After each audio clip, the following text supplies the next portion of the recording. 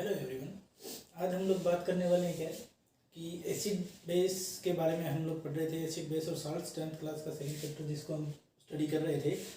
कुछ टॉपिक हमने कर लिए थे, कुछ एसिड और बेस की कुछ कैरेक्टरिस्टिक प्रॉपर्टीज होती हैं उनको हमने पढ़ लिया था। रिएक्शंस पढ़ ली थी कुछ, आज कुछ और पढ़ने वाले हैं। कुछ थोड़ी और रिएक्शंस आज देखेंगे, उनके बारे में बात करेंगे अभी। अब मेटल के कार्बोनेट्स की बात करते हैं, ठीक है। किसकी बात करते हैं? Metal carbonates. मेटल कार्बोनेट्स और हाइड्रोजन कार्बोनेट्स, और क्या होंगे? Hydrogen carbonates. मेटल कार्बोनेट्स और हाइड्रोजन कार्बोनेट्स ये कैसे रिएक्ट करेंगे एसिड के साथ? Metal carbonates and hydrogen carbonates reacts with acid, ठीक है। रिएक्ट्स विद एसिड कैसे रिएक्ट करेंगे, क्या रिएक्शन होगी, क्या होगा, क्या उसका रिजल्ट मिलेगा अपने को, वो देखना है बेटा। तो सबसे पहली चीज तो क्या, मेटल कार्बोनेट कौन से होते हैं? मेटल कार्बोनेट में मेटल के लिए M लिख रहा हूं। कार्बोनेट अगर बनाना है तो सिंपल सा फॉर्मूला होता है CO। तुम्हें क्या लिखना होगा मेटल कार्बोनेट के लिए? CO3 लिखना होता है, ठीक है ना। CO3 लिखना होता है। ये कार्बोनेट आयन होता है, CO3 2 ये कार्बोनेट आयन होता है। तो मेटल कार्बोनेट के लिए M लिख रहा हूँ। नॉर्मल यहाँ कोई भी मेटल ले लेंगे हम, एग्जांपल भी बता दूंगा। तो इसके लिए मैं एग्जांपल लेके चल रहा हूँ। मान लो सोडियम है तो Na2CO3 सोडियम कार्बोनेट की जब रिएक्शन करते हैं किसके साथ? एसिड के साथ। मान लिया मैंने HCl ले लिया। HCl एक एसिड है, हाइड्रोक्लोरिक एसिड है। इसकी जब रिएक्शन करते हैं Na2CO3 की HCl के साथ, ये क्या है? Sodium carbonate. क्या है? Sodium carbonate. क्या है? Sodium carbonate. और हाइड्रोक्लोरिक एसिड यानी HCl के साथ इसकी रिएक्शन करते हैं तो मिलता क्या है हमें मिलेगा बेटा NaCl, ठीक है, प्लस में वाटर और प्लस में CO2 गैस। ये एरो का निशान ऊपर की तरफ अगर दिखा रहा हूं तो इसका मतलब क्या है? CO2 गैस मिल रही है बेटा हमें। तो रिएक्शन क्या हुई हमारी? पूरी रिएक्शन क्या हुई कि कोई मेटल कार्बोनेट था, हमने HCl यानी एसिड में डाला। जैसे ही उसको एसिड में डाला तो हमें क्या मिला?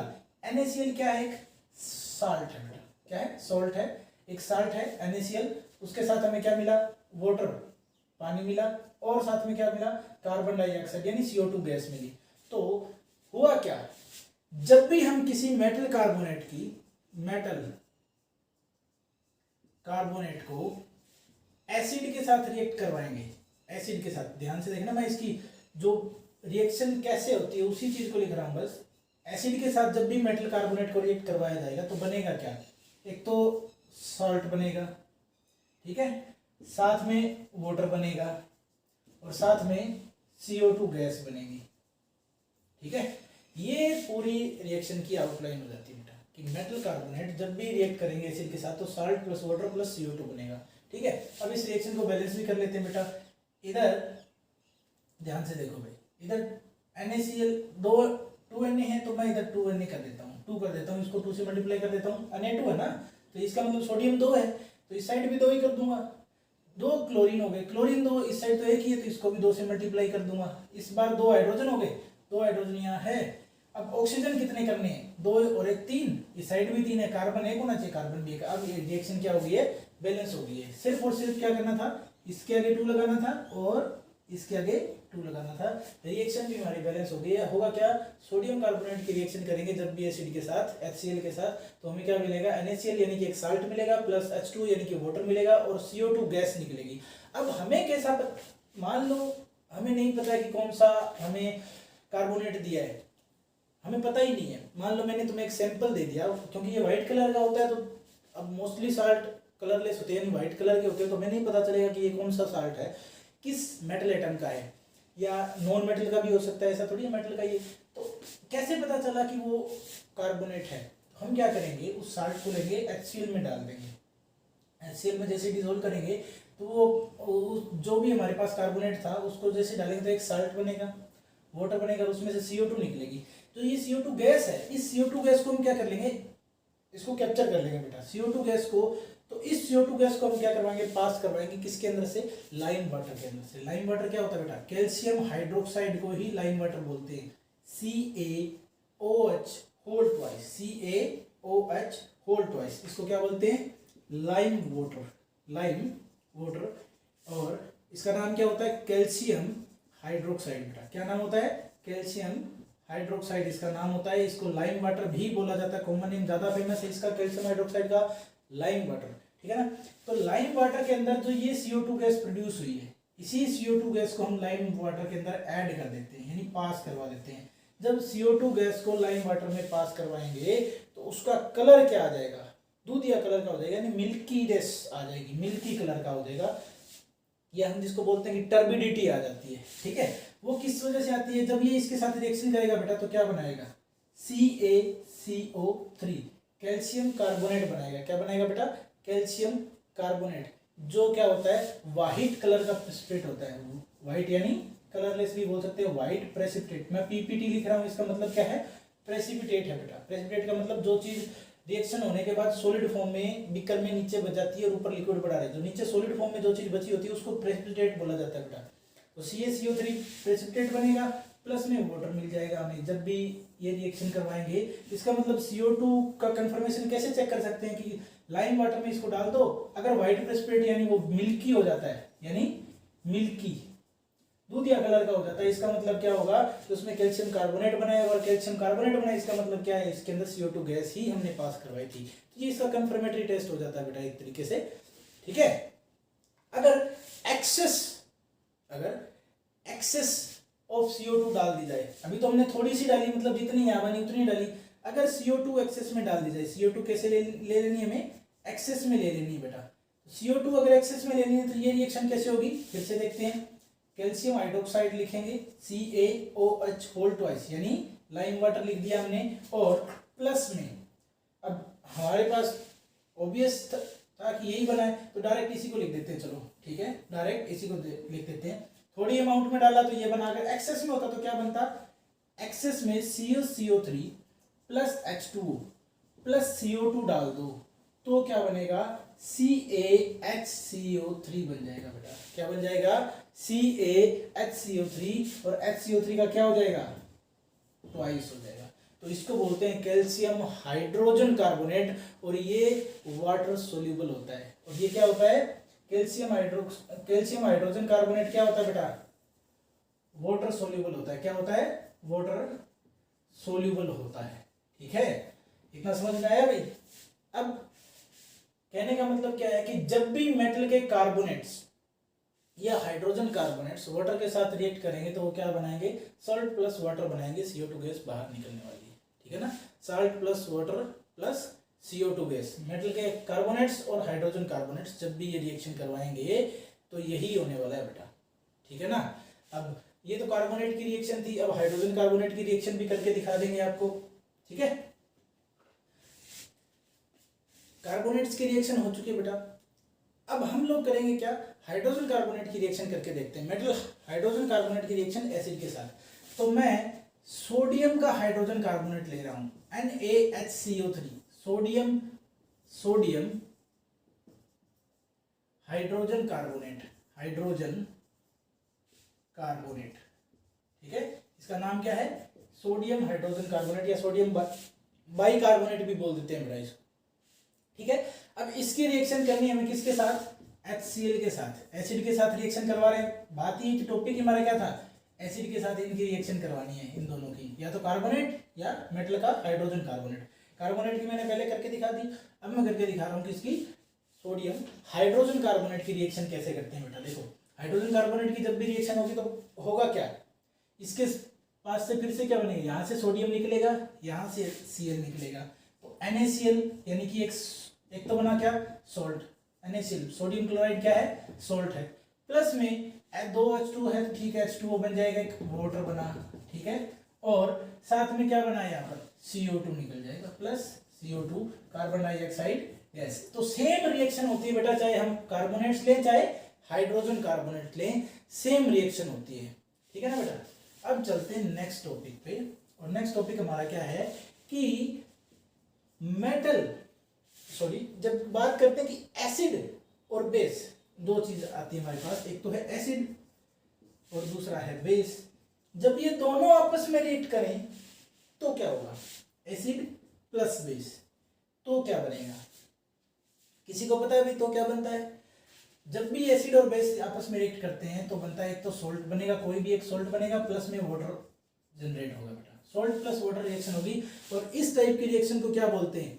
Neutralisation reaction. न्यूट्रलाइजेशन रिएक्शन क्या बोलेंगे? Neutralisation reaction. न्यूट्रलाइजेशन रिएक्शन का मतलब क्या होगा? Acid plus base salt plus water बना देंगे। ठीक है, जैसे जैसे मैं दिखाता हूं तुम्हें। हमारे पास बेस एसिड ले लेते हैं HCl, ये एक एसिड है।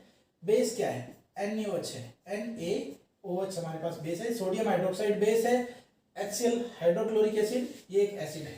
दोनों की रिएक्शन करवाओ तो बनेगा क्या?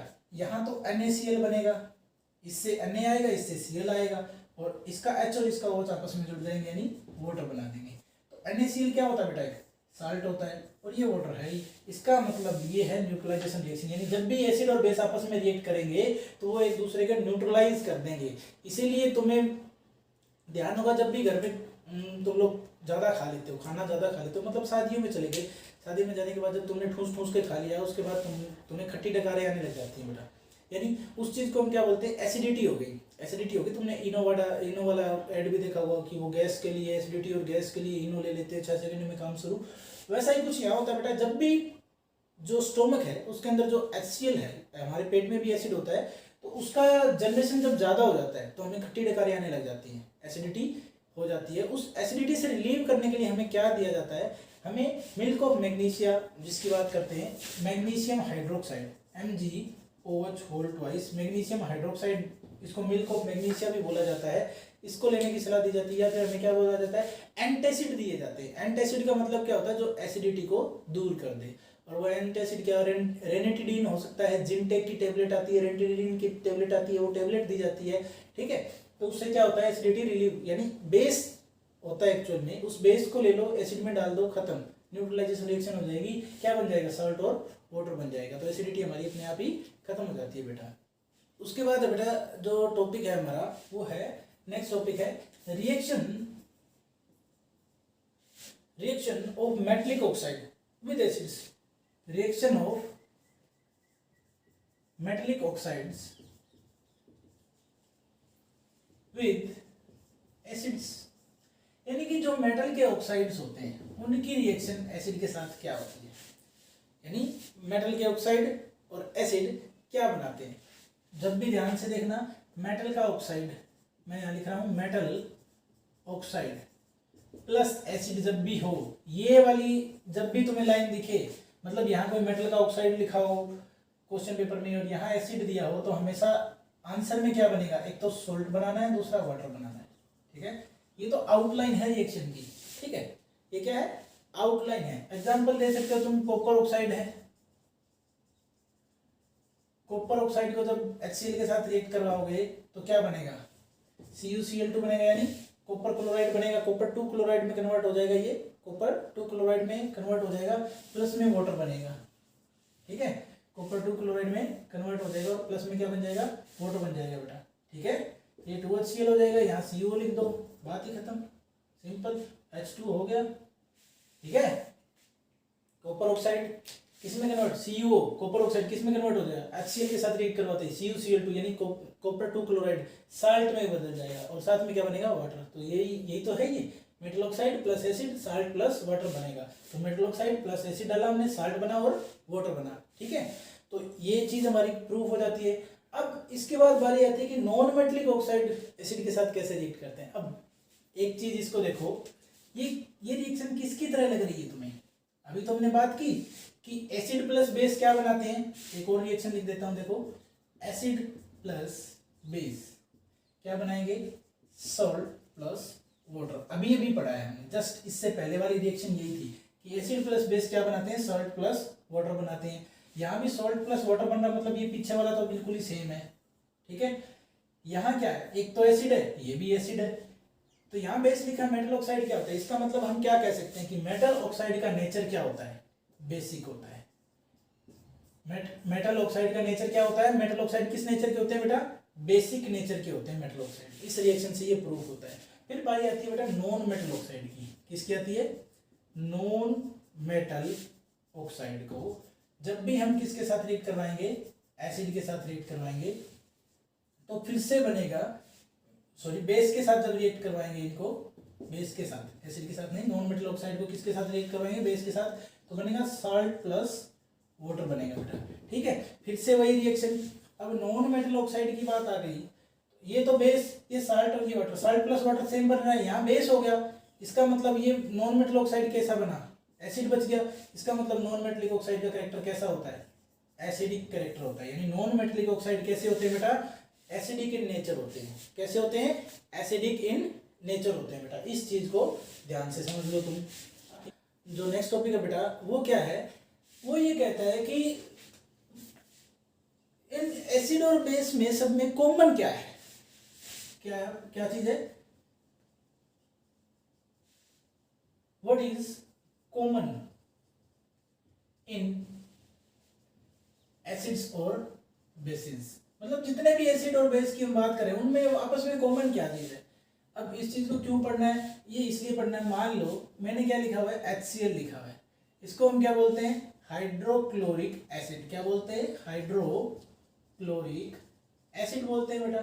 ठीक है, उसके बाद मैंने लिखा H2SO4, ठीक है, H2SO4 लिखा, तो इसको बोला जाता है बेटा सल्फ्यूरिक एसिड, सल्फ्यूरिक एसिड बोला जाता है बेटा। उसके बाद मैंने लिखा HNO3, इसको बोला जाता है बेटा नाइट्रिक एसिड। क्या बोला जाता है, नाइट्रिक एसिड।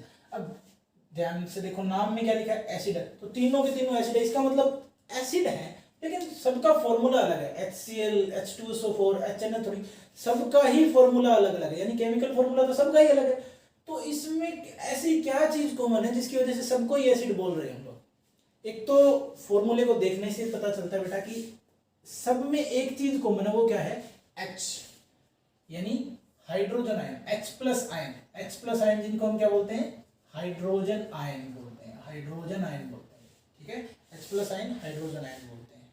तो कैसे, जब भी किसी भी एसिड को, जब भी किसी भी एसिड को वाटर में डिसोल्व किया जाता है, यानी एसिड प्लस वाटर, तो वो हमेशा क्या देगा, अपना H प्लस आयन लूज कर देगा, H प्लस आयन लूज करेगा। मतलब जब तक उसको कोई सॉल्वेंट नहीं मिलेगा, मतलब वाटर नहीं मिलेगा या अल्कोहल नहीं मिलेगा, कोई सॉल्वेंट ना मिले जब भी किसी एसिड को, तो वो एसिड की तरह काम नहीं कर सकता। मतलब वो अपने आयन्स नहीं दे सकता है, वो अपने आयन लूज नहीं कर सकता है। तो एसिड प्लस वाटर क्या मिलेगा हमें, H प्लस मिलेगा।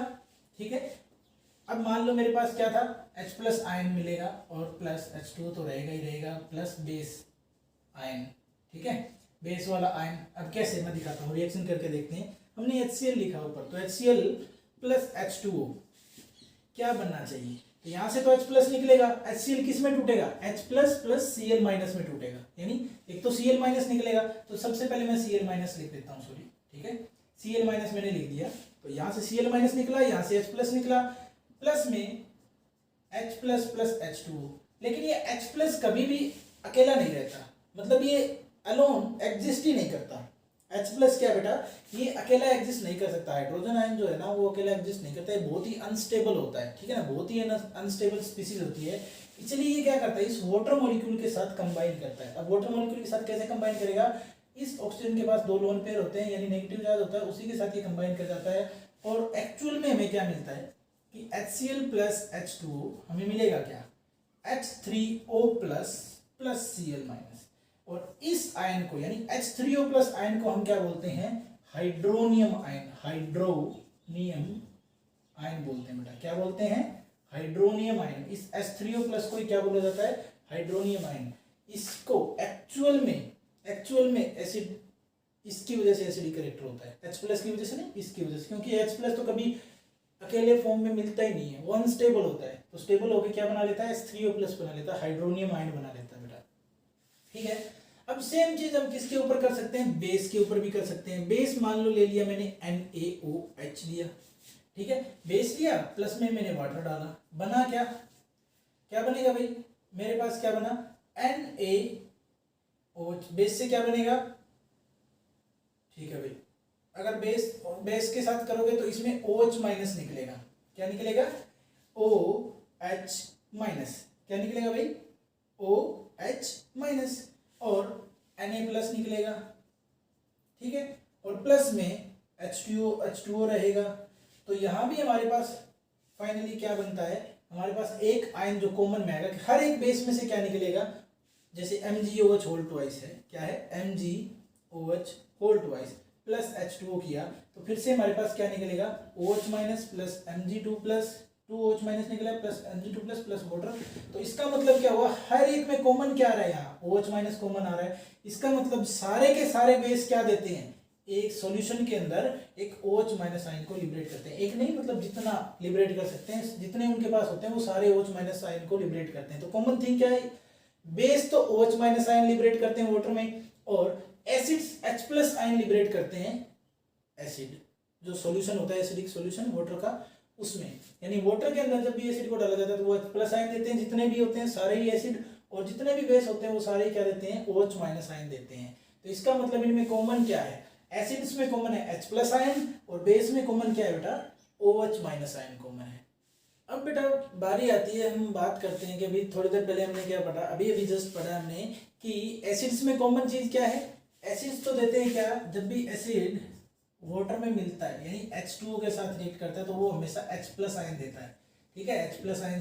और बेस क्या देगा, बेस प्लस वाटर क्या देगा, OH माइनस आयंस देगा बेटा, ठीक है।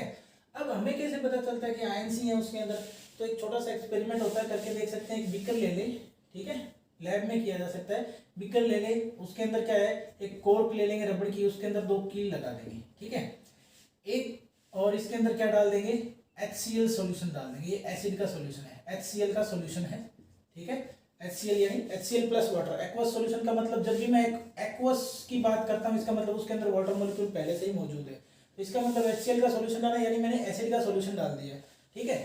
एक एंड को तो मैं कन्वर्ट, एक एंड के साथ क्या, यहाँ पे बल्ब लगा दिया, इसको बैटरी से कनेक्ट कर देता हूँ बेटा, ठीक है, और दूसरे को इससे कर देता हूँ। अब दोनों के लिए यहाँ है, तो जैसे ही मैं स्विच ऑन करता हूँ, स्विच को जैसे ही मैं ऑन करूंगा तो बल्ब जलेगा, ठीक है। इसका मतलब क्या, बल्ब कब जलता है, जब उसके अंदर करंट या इलेक्ट्रिसिटी फ्लो हो रही हो। इसका मतलब इसके अंदर इलेक्ट्रिसिटी फ्लो हो रही है। इलेक्ट्रिसिटी फ्लो कैसे करती है, जब भी इलेक्ट्रॉन फ्लो कर सकते हैं। इलेक्ट्रॉन कैसे फ्लो करते हैं, यहाँ जब भी इलेक्ट्रिसिटी फ्लो करती है, इसका मतलब वहां क्या है, फ्लो या मूवमेंट ऑफ आयंस है। क्या है, मूवमेंट ऑफ आयंस है।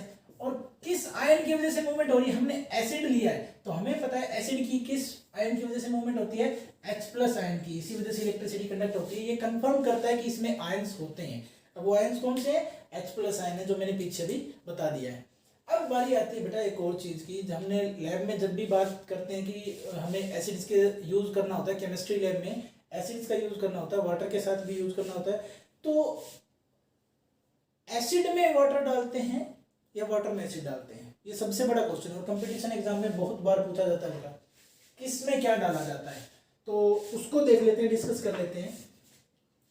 चाहे एसिड में वाटर डालो चाहे वाटर में एसिड डालो बेटा, दोनों ही टाइप की रिएक्शन क्या होती हैं, एक्सोथर्मिक रिएक्शंस होती हैं। Exothermic reaction. अब एक्सोथर्मिक रिएक्शन का मतलब क्या होता है बेटा, एक्सो का मतलब होता है बाहर, ठीक है, थर्मिक का मतलब जिसमें क्या निकलती हो, उष्मा या हीट निकलती हो, उष्मा या हीट निकलती है, यानी जिसमें हीट बाहर निकले। ऐसी रिएक्शन जिसमें हीट एनर्जी बाहर निकले तो वो क्या होती है, एक्सोथर्मिक रिएक्शन होती है। कैसी रिएक्शन होती है, एक्सोथर्मिक रिएक्शन होती है बेटा, ठीक है। यानी हीट बाहर निकलेगी तब वो कौन सी रिएक्शन हो जाएगी, एक्सोथर्मिक रिएक्शन हो जाएगी। अब चाहे एसिड इन वाटर डालो चाहे वाटर इन एसिड डालो, दोनों ही रिएक्शन क्या होती हैं, एक्सोथर्मिक होती हैं। अब मैं बताता हूं कि कौन सी करनी चाहिए कौन सा नहीं करना चाहिए। एक तो होता है एसिड इन वाटर यानी HCl इन H2O, ठीक है। और दूसरी चीज क्या होती है, वाटर इन एसिड यानी H2O इन HCl। दोनों में डिफरेंस है बेटा। देखो कहने का मतलब क्या है कि पहला केस जो है हमारा, उसमें हम क्या ले रहे हैं, बीकर है, बीकर के अंदर हम क्या ले रहे हैं, वाटर ले रहे हैं, इसके अंदर H2O पहले से मौजूद है और एसिड डालना है हमें। एसिड कहाँ से डालेंगे, बाहर से डालेंगे अंदर। दूसरे केस में क्या कर रहे हैं हम लोग, बीकर लिया हुआ है, अंदर एसिड डाल रखा है HCl, ठीक है, और बाहर से क्या डालेंगे, H2O डालेंगे, वाटर बाहर से डालेंगे। अब मैं एक चीज बताता हूं बेटा, हम क्या करते हैं, हमेशा हमेशा याद रखना, एसिड इन वाटर डाला जाता है, यानी पानी में एसिड डाला जाता है, एसिड में पानी कभी नहीं डाला जाता, ठीक है ना। वाटर को एसिड में कभी ऐड नहीं करते हैं, हाईली एक्सोथर्मिक रिएक्शन होगी और वो जो एसिड होगा वो स्प्लैश आउट कर जाएगा, हमारे ऊपर भी गिर सकता है, स्किन जल सकती है, कपड़े जल सकते हैं, नुकसान हो जाएगा बेटा, ठीक है ना। तो इसका मतलब क्या है, कभी भी इस चीज को याद रख लेना, वाटर को एसिड में नहीं डालना है, हमेशा एसिड को वाटर में डालना है। रिएक्शन दोनों ही एक्सोथर्मिक होती हैं, लेकिन इसमें क्या होता है कि हम एसिड को धीरे धीरे स्मॉल अमाउंट में स्टिर करते हुए डालते हैं बीकर में, ठीक है ना। बीकर तब भी गर्म होगा, लेकिन उतना नहीं जितना इस रिएक्शन में गर्म हो सकता है। जब वाटर को एसिड में डाल दिया जाए तो वो स्प्लैश आउट कर सकता है, बहुत ज्यादा एक्सोथर्मिक रिएक्शन होगी अचानक से, ठीक है ना। तो हमेशा क्या करना होगा, एसिड इन वाटर डालना है, कभी भी वाटर इन एसिड नहीं करना, यानी क्या करना है, पानी में एसिड डालना है, एसिड में पानी कभी नहीं डालना है, इसको ध्यान रखना है बेटा, ठीक है। तो बाकी का जो भी होगा हम नेक्स्ट लेक्चर में पढ़ेंगे, तब तक के लिए आपको क्या करना है, इसके बस नोट्स बनाने हैं और इसको रिवाइज करना है बेटा। अगर कोई प्रॉब्लम हो तो आप कमेंट